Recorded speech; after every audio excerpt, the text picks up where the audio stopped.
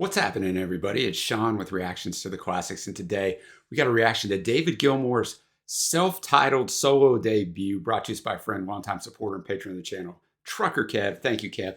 Always appreciate you. Appreciate all the patrons that make this thing go. Check out our Patreon link below, or the patron link on the end screen if you'd like to support us in any way. And I was telling Kev when he had messaged me about this album, I didn't even know this album existed.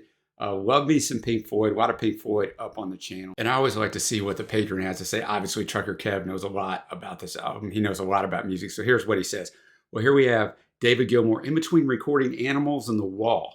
He said in an interview he needed to step away from Floyd for a little bit. This is an album that divides Floyd fans like every other thing that he does that doesn't include Mr. Waters, LOL. The Waters camp craps all over this, just like the Gilmour camp craps all over Waters' solo stuff. I first became aware of this album as a longtime Floyd fan from high school, having picked up the Floyd discography on vinyl. Because, of course, well, it was high school. Kevin and I are about the same age. And yeah, it was vinyl and then cassettes for us back in the day. He said rock radios to this day plays what I call a classic rock staple. There's no way out of here. And for many people, that's how they come to discover this album. You hear this awesome song and you're like, what the hell is this?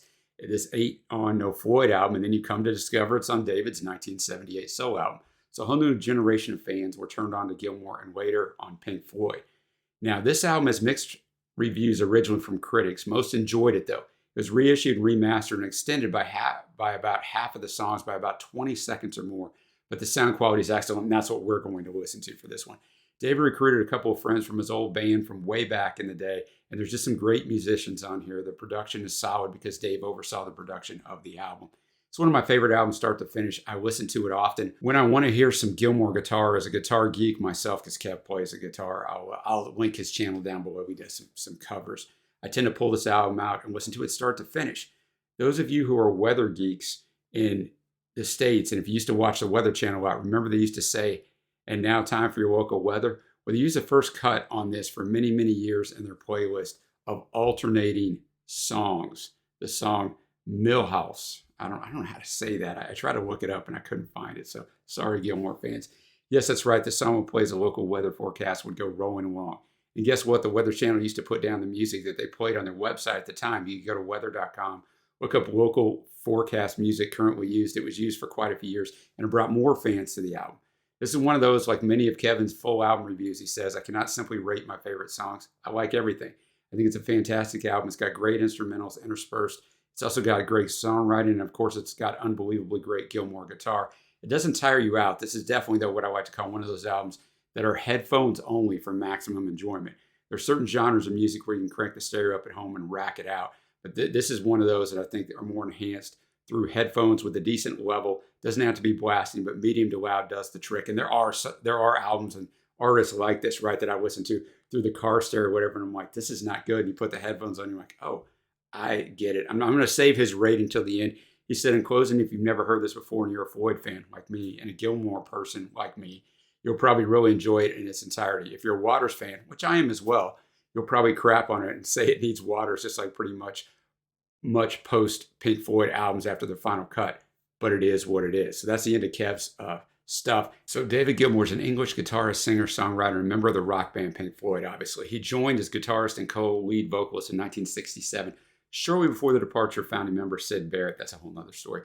Pink Floyd sold more than 250 million records worldwide, including 75 million in the U.S. Following the departure of Roger Waters in 1985, Pink Floyd continued under Gilmour's leadership and released 3 more studio albums. He's also credited for bringing the singer-songwriter Kate Bush to public attention, who's had a resurgence lately. As a member of Floyd, he was inducted in the U.S. Rock and Roll Hall of Fame in '96 and the U.K. Hall of Fame in 2005. I don't know why they waited so long. In 2003, he was made a Commander of the Order of the British Empire, a CBE. I know that's big in the UK. In 2011, Rolling Stone ranked him number 14 in their list of greatest guitarists of all time. Getting on to this album, this is his debut album. The album was released in May and June of '78 in the UK and US, respectively. 17 in the UK, 29 in the US. That's pretty good back then. It was produced by Gilmour, as Kev said. The tracks used for the album were recorded between February and March 1978 with engineer John Etchells at Super Bear Studios in France. Session musicians included bass guitarist Rick Wills and drummer Willie Wilson. Both of them used to be part of other bands with Gilmour. I found they were called Joker's Wild. I found they were called Bullet. I found all these conflicting things, but whatever. They used to be in some of his old bands. One unused tune It was written and demoed at the time and later evolved via collaboration with Roger Waters into Pink Floyd's Comfortably Numb from The Wall. Gilmour promoted the album with his first ever interviews with North American media and FM rock radio stations. In an interview with Circus magazine in 1978, he said, "This album was important to me in terms of self-respect. At first, I didn't think my name was big enough to carry it. Being in a group for so long can be a bit claustrophobic, and I needed to step out from behind Pink Floyd's shadows. It's necessarily a compromise to work in a group," which of course it is, right? A lot of people tend to cling together and say, we live for the group. In the beginning, you need that. But later on, you need other things. So as Kev said in his write-up that, Gilmour said he was feeling claustrophobic, like you've got to get out and shine a little bit. So on this album, all music composed by Gilmour except for one song, which I'll get to that. All lyrics by Gilmour except where noted. As I said, this is a 2006 remastered edition.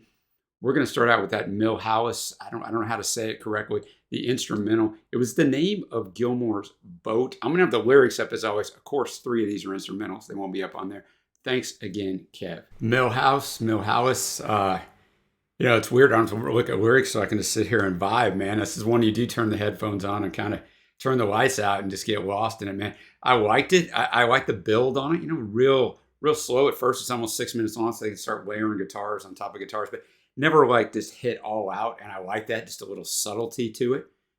So I thought it was a good way to start the album, a good way to announce, like, look, man, this album's going to be different. I'm going to showcase my stuff, and I don't have to worry about kind of, I don't know how you would put it, maybe compromising to others. So I liked it. Now we go to by far the most streamed song on here. There's No Way Out of Here.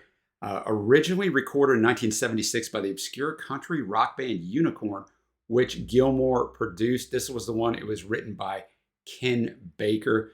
This is the album's only single. It flopped in Europe, but became popular on album-oriented rock radio stations in the U.S., like Kev said. There's no way out of here. I can see why this pulled people into this album, as Kev was talking about. Now, I don't want to read too much into this because that's what you can do, knowing there were issues between Gilmour and Waters at this time, as there was for so long. But I mean, you can definitely read that into this song. I don't want to do that too much, but there's nowhere out of here. When you come in, you're in for good. There's no promise made. The part you played, the chance you took, there are no boundaries set. The time, and yet you wasted still. So, once you get involved in something like this, it's so successful. You're almost trapped, right? You can get out, but you almost, I would think, feel trapped in that success. And even if it was kind of a dysfunctional relationship, it's like, man, this thing is, so much notoriety, so much fame, so much fortune. It's not so necessarily easy to get out. Had great guitar work in here, great guitar solo, but Gilmour's vocals, man, just so good. So that's a fantastic track. We'll move on to Cry from the Street, written by Gilmour and Eric Stewart. On this one, David's also playing the Hammond organ on here, so showing off some multi-instrumental skill. Cry from the Street, man. I got to shout out Willie Wilson on the drums on that one. He really was able to shine. And I thought Dave, on the organ and the guitar work was just fantastic. An infectious riff, right, that drives us through it. Kind of those, I don't know what you call them, not muddy vocals, dreamy vocals, sort of, that were really Pink Floydish on there. So I thought this song was really good. I thought instrumentation-wise, maybe it was the best so far. I don't know. It's hard to say of these first 3 songs, but just another song, man, you can vibe to. Really enjoyed it. And next up, we got So Far Away. So Far Away. Definitely didn't expect that, right? A little piano action in there. We had additional piano from Mike Weaver in there, along with David Gilmour playing that. And, you can't help but read stuff into these songs a little bit. Like I read it a little bit into There's No Way Out of Here, even though David didn't write that song. Artists choose songs because they mean something to them a lot of times. So Far Away, I would have guessed maybe he wrote this to either his wife, girlfriend, whatever he had at the time, because, he said, why am I suspended here? Should I kid myself that I have no fear? I get no choice. I just have to wait. It may already be too late. I don't know what's going on. She is here, but I am gone. I am gone. My love is lying here. She's far away, though. She looks near. Time will tell, she says to me, when a warm coat is all I need. So I think, when it goes on to delve out, I think maybe, he's there, but he travels all the time as a musician. I'm just reading some stuff into it, and her feelings for him are kind of probably wavering. Absence doesn't really make the heart grow fonder. That's kind of a misnomer, at least in my life. It has been. I mean, it does for a little bit, but not long term. But thought his vocals, again, sounded fantastic. I thought the backing vocals were a nice thing, added a nice texture to it. So really did enjoy that one. Next up, we have Short and Sweet. Now, I read a bunch of reviews. I tried to find a bunch of stuff on this album. It was hard to find, man, but I read a bunch of obscure stuff. And one quote expert said this: "It can be seen as a musical precursor to Run Like Hell," that's on the wall, "with its shifting chords over a D pedal point, using a flanged guitar and drop D tuning." Kev's a guitar guy, so he probably understands all that. That's why I read it, and some of you probably do. It was written in collaboration with Roy Harper, who recorded a version on which Gilmour played for his 1980 album, The Unknown Soldier. Short and sweet. This album is very diverse, even though, obviously it's guitar driven and it's Gilmour. He does do a nice job of switching things up. I mean, from the last track, which was piano driven, So Far Away, to this one, some great harmonies throughout this song with the bassist and the guy that used to be in some of his old bands, Rick Wills. It just sounds so good. And the percussion on this one by Willie Wilson, but a lot of change ups here. Great guitar riff work on here. I don't know what the lyrics are really about, short and sweet, maybe life. I don't know. I mean, I read the lyrics, but it's just a vibe, man. It's that perfect Gilmour vocal texture and harmony. He doesn't have Wright here to harmonize with him, so he has Rick Wills to do that with him. So, man, I thought that was great. We got 4 songs left. 2 of them are instrumentals. This next one is one of those. Something none of us want. We got Raise My Rent. Raise My Rent, just another fantastic instrumental, right? Just vibe with that guitar work. So precise, so exacting, man. You just, it's Gilmour, man. No one quite plays the way he does. I'm not a guitar player, so I don't know how to actually delve that out for you technically. I'm just telling you that you can tell. So that song was really, really well done. Now we're going to go to a vocal song next. We've got No Way. No Way. Once again, I don't want to read stuff into lyrics, but most of the critics agree this song is definitely about him and Waters. There's no way I'm going to let go. There's no way because it's my show. I'm hanging on for a little while. I won't go down easy. That's not my style. I'm all tied up in a knot, and I can't decide just what it is I've got. Did I get out of touch? Did I lose my way? I've not forgot. No, not a single day. Then you get that fantastic guitar instrumental in there, right? And then now you might believe I'm not a happy man, putting myself apart from the common clan.